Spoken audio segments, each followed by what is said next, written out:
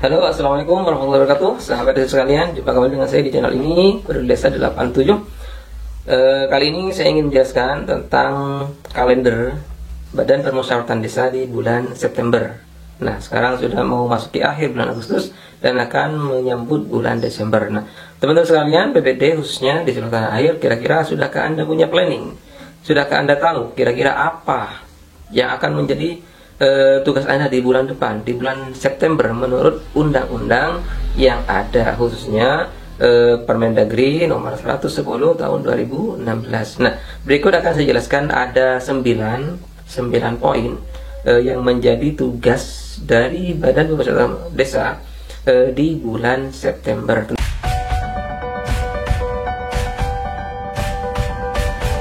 Monitoring dan pengawasan terhadap semua kegiatan pemerintah desa menurut dengan bidangnya masing-masing.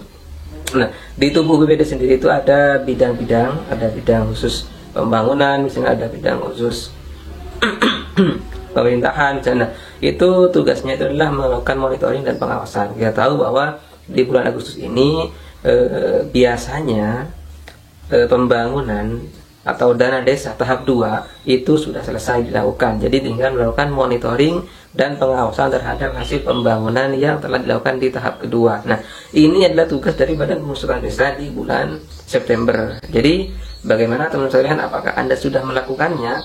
Jika di bulan Agustus Anda sudah melakukan monitoring ini, mungkin tidak perlu lagi melakukannya di bulan September. Tapi jika belum, maka ini jadi tugas, salah satu tugas BPD menurut Undang-Undang Permendagri nomor 110 tahun 2016 di bulan September.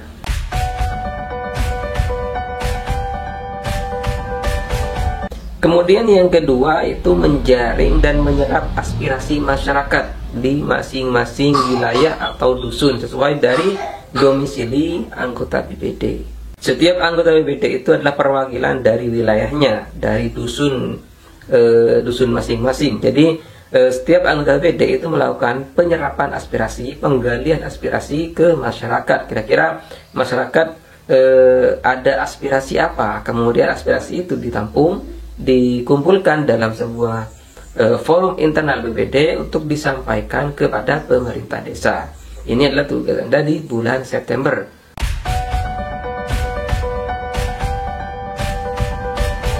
Yang ketiga, di bulan September itu BPD juga punya tugas melakukan konsolidasi baik internal maupun eksternal. Jadi diadakan rapat rutin, bisa rapat bulanan, rapat tribulan misalnya secara rutin.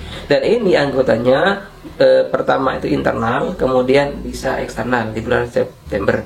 Nah, eksternal sendiri itu adalah Badan Permusyawaratan Desa itu melakukan rapat rutin bersama dengan organisasi lain yang ada di desa seperti LKD dan lain sebagainya. Jadi tujuannya dari rapat ini itu adalah koordinasi dengan ketua-ketua lembaga atau anggota-anggota lembaga atau organisasi yang ada di desa Anda.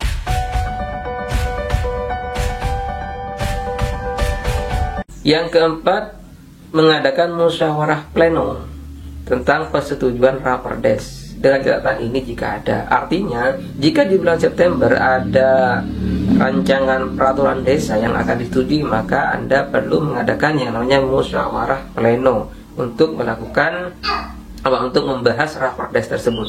Apakah raperdes itu perlu direvisi ataukah akan langsung disetujui? Itu akan diambil keputusannya dalam musyawarah pleno di bulan Desember tersebut, di bulan September tersebut dengan catatan jika ada.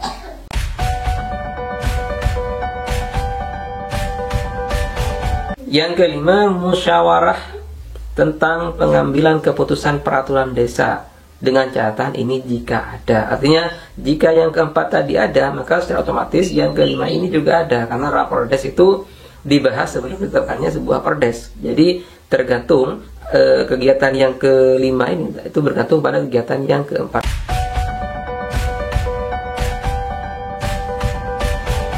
Yang keenam, melanjutkan dari dua kegiatan di awal, kegiatan nomor 4 raperdes dan kegiatan nomor 5 perdes, maka yang keenam ini Badan Permusyawaratan Desa sesuai dengan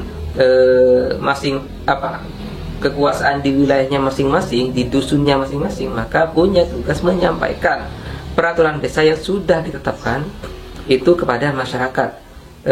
Misalnya di dusun A, maka tugasnya anggota BPD yang berasal dari dusun A. Jika di dusun B, ya tugasnya BPD yang berasal dari dusun B. Itu adalah contoh ilustrasi saja. Intinya, Badan Permusyawaratan Desa secara umum berkewajiban menyampaikan hasil atau peraturan desa yang sudah ditetapkannya kepada masyarakat.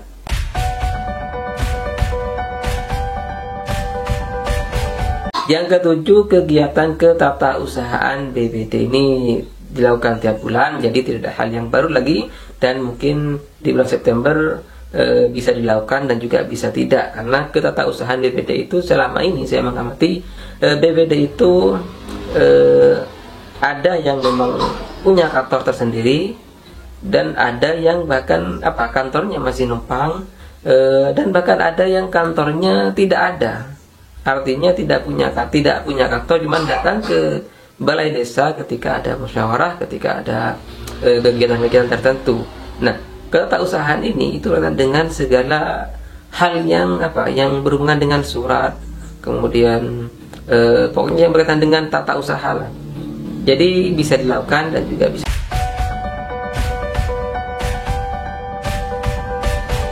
Kemudian yang ke-8 itu adalah musyawarah pleno tentang pengambilan keputusan berkaitan dengan RKPDes, rancangan kegiatan pemerintah desa.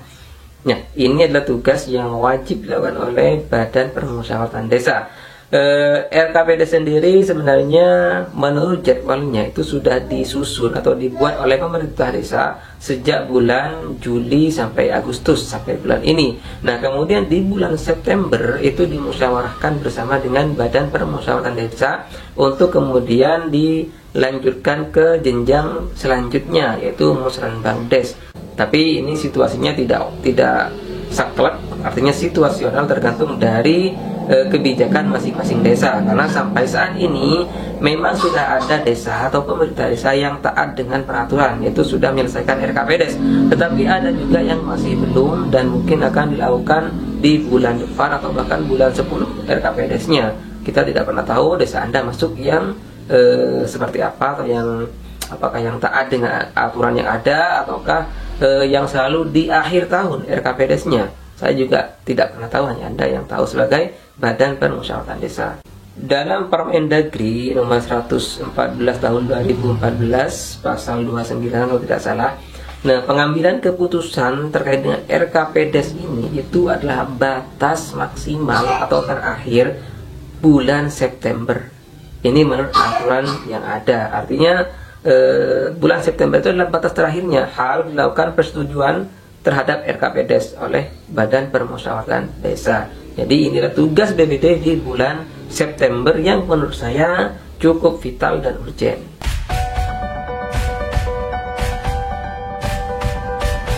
Yang terakhir, musyawarah pleno terkait dengan perubahan APBDes di tahun berjalan, di tahun ini ya.